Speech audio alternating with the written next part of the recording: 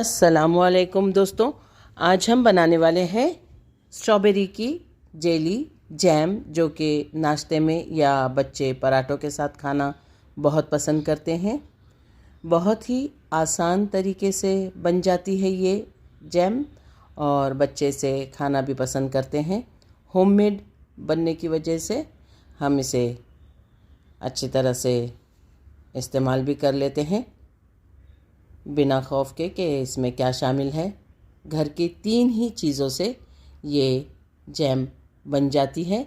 इसके लिए हमने ली है 2 कप स्ट्रॉबेरी, धोकर कट कर लिया है और इसके छोटे छोटे टुकड़े बना लिए हैं। एक नॉनस्टिक बर्तन लिया है।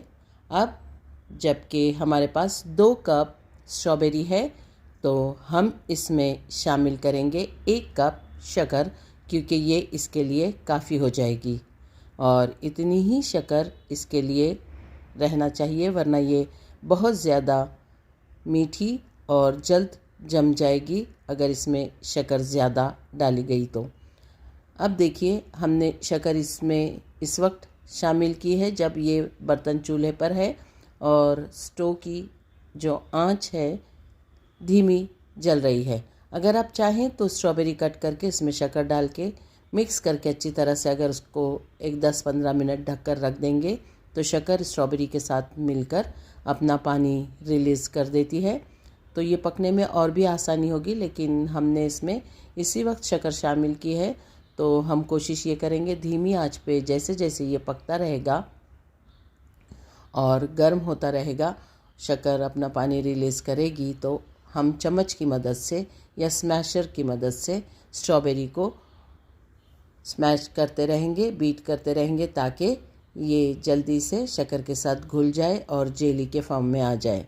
अब देखिए, आहिस्ता आहिस्ता शक्कर पकना शुरू हुई है और स्ट्रॉबेरी इसमें अच्छी तरह से घुल मिल जा रही है। शक्कर पकते पकते ये खूब सारा झाग भी निकलेगा, तो हमने कोशिश यही करना है कि आखिरी स्टेज पर जब झाग एक जगह जमा होने लगेगा तो उसे निकाल कर फेंक देना है। ये शक्कर की वजह से झाग आता है। अब देखिए, हमारा जो जैम है पक रहा है स्टोव पर धीमी आंच पर। अब इसकी आंच को हम थोड़ी सी फास्ट कर देंगे ताकि ये अच्छी तरह से पक जाए, गाढ़ा हो जाए और इसका झाग जो है एक जगह पर जमा हो जाए, जिसे हम दूसरे चम्मच की मदद से निकाल कर फेंक देंगे। काफ़ी हद तक शक्कर इसमें अच्छी तरह से घुल गई है और झाग जो है हर तरफ फैला हुआ है, लेकिन थोड़ी देर के बाद ये जैसे जैसे गाढ़ा होता जाएगा जैम, तो झाग एक जगह जमा होगा। आप इस वक्त भी कोशिश करके इस झाग को अलग कर सकते हैं। अब इसमें हमने आधा लेमन जूस शामिल करना है ताकि जैम बनने के बाद ये जम ना जाए। अब अच्छी तरह से पक रहा है जैम और चम्मच की मदद से, स्मैशर की मदद से हमने इसे अच्छी तरह से पीस लेना है बर्तन में ही, ताकि ये जेली के फॉर्म में आ जाए। देखिए, जैसे जैसे ये पकेगा तो झाग एक तरफ जमा होता रहेगा, हम इसे अलग कर सकते हैं आसानी से। अब हमने इसमें आधा लेमन जूस शामिल करना है, क्योंकि 2 कप स्ट्रॉबेरी के साथ 1 कप शक्कर है। अगर इसके डबल हो तो आपने फुल लेमन जूस इसमें शामिल कर सकते हैं। और लेमन जूस शामिल करने के बाद इसे फिर अच्छी तरह से चम्मच चलाकर पकाएंगे और इसका झाग एक तरफ कर लेकर चम्मच से निकाल देंगे।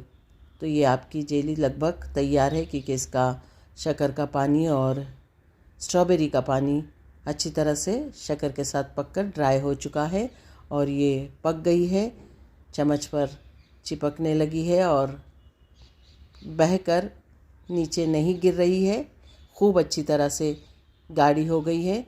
तो अगर आपको मेरी ये रेसिपी पसंद आती है तो एक बार ज़रूर ट्राई करें।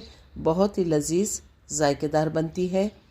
इसका रंग सुर्ख बहुत खूबसूरत सा बनता है। बच्चे इसे शौक़ से टिफ़िन में ले जा सकते हैं।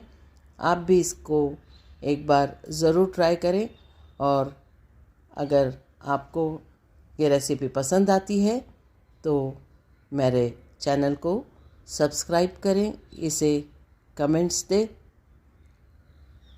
और लाइक करें। अल्लाह ताला आपके दस्तरख़्वान पर बहुत सारी बरकतें और नेमतें अता फ़रमाएँ।